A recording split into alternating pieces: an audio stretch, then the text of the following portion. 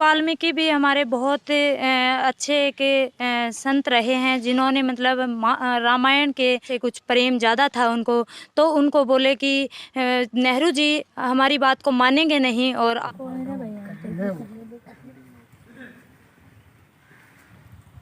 बोलिया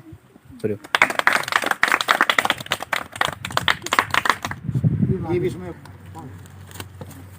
चले कितना पड़ा मठवाए दे एक बात को पानी आई यारे है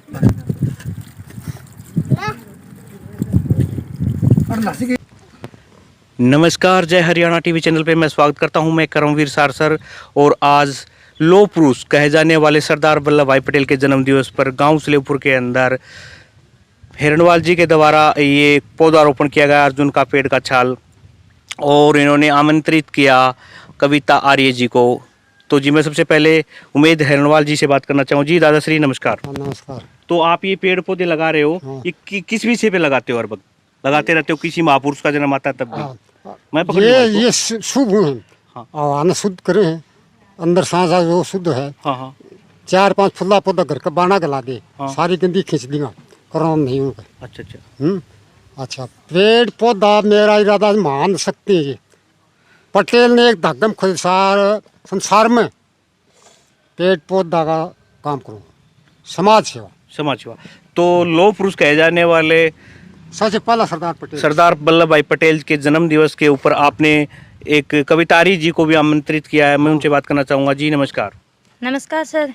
सरदार वल्लभ भाई पटेल के जन्म दिवस पर क्या कहना चाहेंगे आप? देखिए, ये हमारे लौह पुरुष हुए हैं सरदार वल्लभ भाई पटेल जी, और मैं वैसे तो महर्षि दयानंद को अपना आदर्श मानती हूँ एक आध्यात्मिक रूप से, और जो आज मैं एक की राजनीति की सीढ़ी के ऊपर चढ़ रही हूँ, तो मैं अपना आदर्श मानती हूँ सरदार वल्लभ भाई पटेल को, क्योंकि ये हमारे इनका एक छोटा सा उदाहरण बताती हूँ आपको कि जब हमारे भारत का विभाजन हुआ था, जब हमें स्वतंत्रता प्राप्त हुई थी, तो उस टाइम वल्लभ भाई पटेल को प्रधानमंत्री बनाया जा रहा था, जिसके पक्ष में 13 वोट वल्लभ भाई पटेल के थे और 2 वोट नेहरू जी के थे।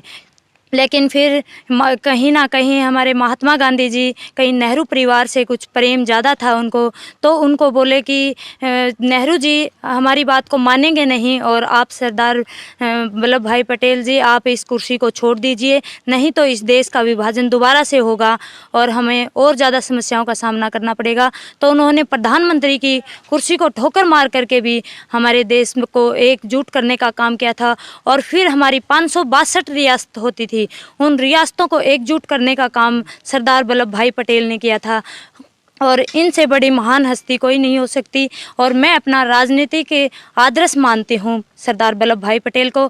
आज हमने इनकी जयंती के ऊपर गांव सलेमपुर में हमारे सलेमपुर के महात्मा गांधी ज़्यादा उमेद नंबरदार जी हमें यहाँ आमंत्रित किया इन्होंने, और मुझे बहुत अच्छा लगा कि उन सरदार वल्लभ भाई पटेल जी की जयंती के ऊपर हमने गाँव सलेमपुर में हमने पौधारोपण किया, और आप सबका बहुत बहुत धन्यवाद। मैं आपसे एक बात पूछना चाहूँगा। आप हिरणवाल जी को महात्मा की उपाधि किस विषय के ऊपर दिया आपने? क्योंकि मैं इनकी इतनी चर्चाएं सुनती हूँ कि ये सामाजिक क्षेत्र में एक जुनून है, और इस तरह के जुनूनी लोग मतलब आजकल बहुत कम मिलते हैं। हम भी, मैं सभी नौजवान भाइयों से यही निवेदन करती हूँ कि इन जैसे, इनकी उम्र बहुत ज़्यादा हो गई है, अब हमें ये चीज़ें हम नौजवानों को संभालनी पड़ेगी, और इनकी तरह से कहीं पौधा रोपण है, कभी ब्लड डोनेशन कैंप का काम कर रहे हैं ये, या फिर इतने हज़ारों लाखों पौधे लगाए हैं इन्होंने, ताकि इन्वायरमेंट को शुद्ध वातावरण हमें किस तरह से दे सकते हैं।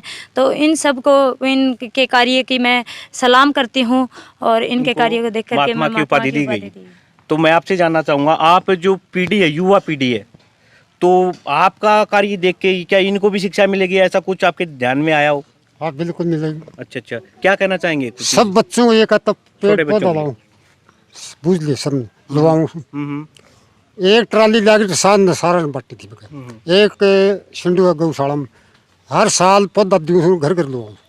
भाई मैं आपको एक सबसे अच्छी बात एक बताना चाहूँगा कि ये अपने खर्चे पे पौधा जो भी फलदार है या फिर छायादार पौधा है, वो अपने खर्चे पे गांव के अंदर बच्चों को देते हैं कि अपने घर में लगाए, कहीं भी नुक्कड़ पेड़ जहाँ भी दिखाई दे वहाँ पे लगाते हैं।